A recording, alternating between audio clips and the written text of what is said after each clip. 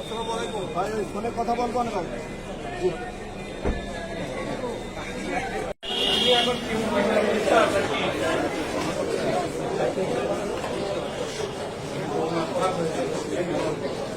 আইনজীবী সঙ্গী সাথী বন্ধু সকলকে শুভেচ্ছা, আলহামদুলিল্লাহ, ধন্যবাদ। এই আমার সিনিয়র ভাই বলছি খুলনার আইনজীবী দিয়েছে আর একটা মামলা আগামীতে আর্গুমেন্ট হবে ইনশাআল্লাহ।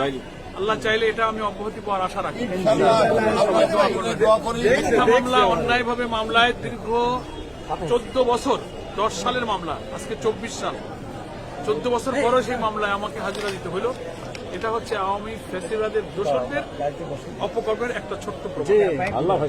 আসসালামু আলাইকুম। অ্যাডভোকেট লিয়াকত আলী ছিলেন, আমাদের আসিফুর রহমান উনি বারেন্টা কমিটির সদস্য, আমাদের আলিনুর ভাই ছিলেন, অ্যাডভোকেট মহিউদ্দিন পান্না ছিলেন, শাহ আলম সাহেব ছিলেন। এইসব মামলাগুলোতে এই ডুমুরিয়া যেমন আছে খালাস হলে এখানে ছিল না, এখানে নাম ছিল না। উনি বায়ুভাবে উনি যেহেতু সাবেক এমপি, ডুমুরিয়ার জনপ্রতিনিধি ছিলেন এবং জনপ্রিয় মানুষ ছিলেন, সেই ষড়যন্ত্রের শিকার হিসেবে ওনাকে ডুমুরিয়া মামলা সম্পৃক্ত করা হয়। আজকে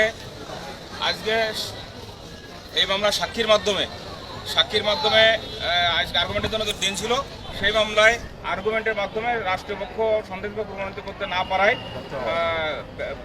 সন্দেহভাবে প্রমাণিত করতে ব্যর্থ হওয়ায়, রাষ্ট্রপক্ষের এই ব্যর্থতার কারণেই আমরা বেশি খালাস পেয়েছি।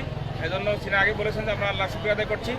সাথে সাথেই ডুমুরিয়াবাসী সহ যারা এই মামলার সাথে সম্পৃক্ত ছিলেন, হেল্প করেছেন, সবার জন্য আল্লাহর কাছে তাদের দীর্ঘায়ু কামনা করছি এবং সবাইকে মোবারকবাদ জানাচ্ছি। এবং আপনারা সাংবাদিকবৃন্দ এসেছেন, আপনাদের এবং জনসাধারণ বিচার প্রার্থী যারা আছেন সকলকে ধন্যবাদ। কেন দেশবাসী জানে হয়রানি, শেখ হাসিনা গদি টিকে রাখার জন্য দেশ দলকে হয়রানি করে মিথ্যাভাবে মামলা দিয়েছে। ঠিক আছে, এখানে সবাই আমরা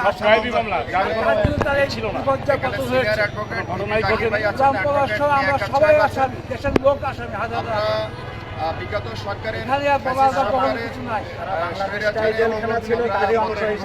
যে আমরা আইনের একটা শাসন পাচ্ছি, এটা মহান লক্ষ জনতাকে মহান রব্বুল আলমিনের কাছে কৃতজ্ঞতা প্রকাশ করছি। পাশাপাশি আইন অঙ্গনকে যাতে এ ধরনের স্বৈরাচার এবং হয়রানি মুক্ত থাকে, সেই জন্য আমরা আইন অঙ্গন সকল বিচারকদের প্রতি এবং বিচার প্রার্থী এবং সাংবাদিক বৃন্দ এবং সকল পর্যায়ের ব্যক্তিদেরকে আমরা আহ্বান জানাচ্ছি। আল্লাহ হাফেজ।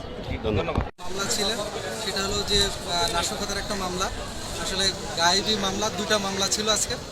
এই কোনো রকম ঘটনা ঘটে নাই, কোনো কিছু হয় নাই, শুধুমাত্র রাজনৈতিকভাবে হ্যারাসমেন্ট করার জন্য এই মামলাগুলো আওয়ামী ঊর্ধ্বতন কর্তৃপক্ষের নির্দেশে থানা পুলিশ এইটা ম্যানেজ করে থানায় বসে এই মামলাগুলো করে আমাদের বিরুদ্ধে এই মামলাগুলো দিয়েছে এবং সেই মামলাগুলো আজ প্রায় 13-14 বছর এই বিচারের নামে প্রহসন চলছে।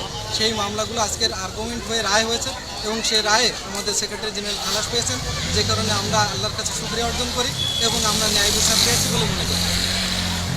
পর্যন্ত 7টা মামলায় উনি খালাস হয়েছেন, এখনও 7টা মামলা পেন্ডিং আছে। আপনি একটু নাম পরিচয়।